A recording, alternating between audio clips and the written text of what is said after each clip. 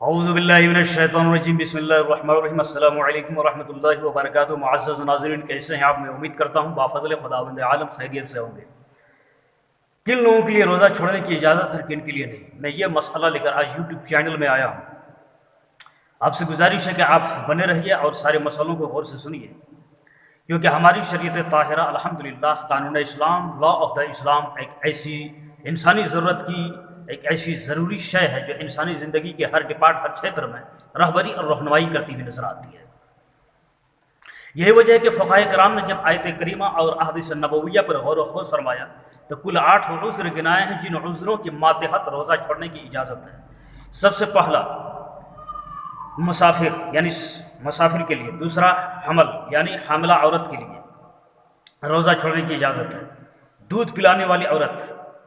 کے لیے روزہ چھوڑنے کی اجازت ہے، مرض بیمار کے لیے، بوڑھا شخص کے لیے، چھٹا جس کو اپنی جان کی ہلاکت یا عقل کے ختم ہو جانے کا خوف ہو، ساتواں اکراہ یعنی جس کو مجبور کیا جائے کہ تم روزہ رکھو گے تو تمہاری جان ختم کر دی جائے گی یا تمہارا کوئی عزم برباد کر دیا جائے گا، کاٹ دیا جائے گا، تو اس مجبوری کے تحت وہ روزہ چھوڑ سکتا ہے۔ 8واں جہاد یعنی جہاد میں جاتے وقت روزہ چھوڑنے کی اجازت ہے۔ تو یہ کل 8 عذر ہیں جن عذروں کے ماتحت روزہ چھوڑنے کی اجازت ہے، لیکن ان میں سے ہر ایک کی تفصیل جاننا بہت ضروری ہے۔ تو آئیے سب سے پہلے ہم لیتے ہیں سفر کو۔ کیا سفر یہ واقعتاً عند الشرع عذر شرعی ہے؟ تو اس سلسلے میں جب ہم قرآن کریم کی آیت کریمہ کی تتبع میں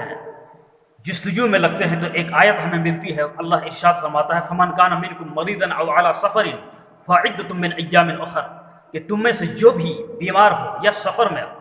تو جس دن میں بیمار ہے، جن دنوں میں سفر میں، ان دنوں کے روزہ کو چھوڑ کر وہ باقی دنوں میں ان چھوڑے ہوئے روزوں کی وہ پورا کر لے۔ تو اس آیت کریمہ کے زمرے میں یہ بات کھل کر سامنے آ گئی کہ سفر عند الشرع ایک عذر ہے۔ اسی طرح ایک حدیث کریمہ حضرت عمر بن اسلمی رضی اللہ تعالی، حمزہ بن عمر اسلمی رضی اللہ تعالی عنہ، یہ وہ صحابی ہیں جو اکثر و بیشتر روزہ رکھا کرتے تھے۔ یہ ایک مرتبہ سفر میں جا رہے تھے تو قریب آقا علیہ الصلوۃ والتسلیم سے انہوں نے دریافت فرمایا کہ یا رسول اللہ علیہ السلام، میں سفر میں جا رہا ہوں، کیا روزہ میں رکھ سکتا ہوں یا نہیں رکھ سکتا ہوں؟ تو اس وقت نبی کریم رہبر اعظم، قائد اعظم، نور مجسم، آقا کون و مکان صلی اللہ تعالی علیہ وسلم نے ارشاد فرمایا کہ تم روزہ رکھ بھی سکتے ہو، نہیں بھی رکھ سکتے ہو۔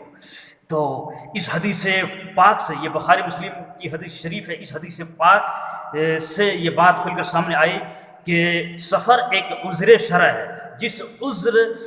کو مد نظر رکھتے ہوئے کریم آقا علیہ الصلوۃ والتسلیم نے حضرت حمزہ بن عمر اسلمی رضی اللہ تعالی عنہ کو روزہ نہیں رکھنے کی اجازت مرحمت فرمائی۔ اسی طرح اور ایک حدیث بخاری مسلم کی حدیث ہے، راوی حضرت ابو سعید خدری رضی اللہ تعالی عنہ۔ حضرت ابو سعید خدری رضی اللہ تعالی عنہ یہ وہ صحابی ہیں جو خود فرماتے ہیں کہ ایک مرتبہ ماہ رمضان المبارک میں ہم نبی کریم علیہ الصلوۃ والتسلیم کے ساتھ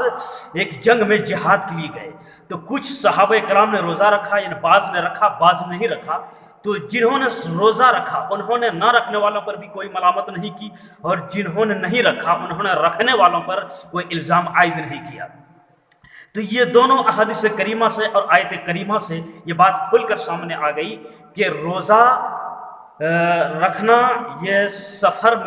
سفر روزے کے لیے ایک عذر شرع ہے، جس عذر کے تحت ہم روزہ کو چھوڑ سکتے ہیں، پھر بعد میں اس کی قضا کر لیں۔ لیکن اب ایک مسئلے کی وضاحت میں یہاں پہ یہ کر دینا چاہتا ہوں کہ بہت سارے یوٹیوب میں یہ مسئلہ آتا ہے، لوگ بول کے چھوڑتے ہیں، جیسا کہ میں بھی چھوڑنے والا ہوں کہ مسافر کے لیے روزہ چھوڑنے کی اجازت ہے، مسافر کے لیے روزہ چھوڑنے کی اجازت ہے۔ لیکن یہاں پر ایک وضاحت میں کر دیتا ہوں کہ کس مسافر کے لیے کس وقت روزہ چھوڑنے کی اجازت ہے۔ سب سے پہلے آپ یہ سمجھیں کہ عند الشرع مسافر کس کو کہتے ہیں؟ مسافر وہ ہے شریعت کے نزدیک جو اپنی شہری حدود کو چھوڑ کر، اپنے گاؤں گراؤنڈ کو چھوڑ کر 57.5 میل دور یعنی 92 کلومیٹر کی دوری کی سفر کے ارادے سے وہ نکلا، تو وہ مسافر ہے شریعت کے نزدیک۔ شریعت کے نزدیک وہ مسافر ہے۔ تو یوں ہی اگر وہ سفر کے لیے گیا اور سفر اس کا جاری ہے، رات کا وقت آ گیا، اور رات کا وقت جب آ گیا تو اس کا سفر جاری ہے، شروع ہے، یہاں تک کہ راستے ہی میں سفر کے دوران اس کو سحری کا وقت مل جائے۔ تو جس مسافر کو حالت سفر میں سحری مل جائے تو اس مسافر کے لیے روزہ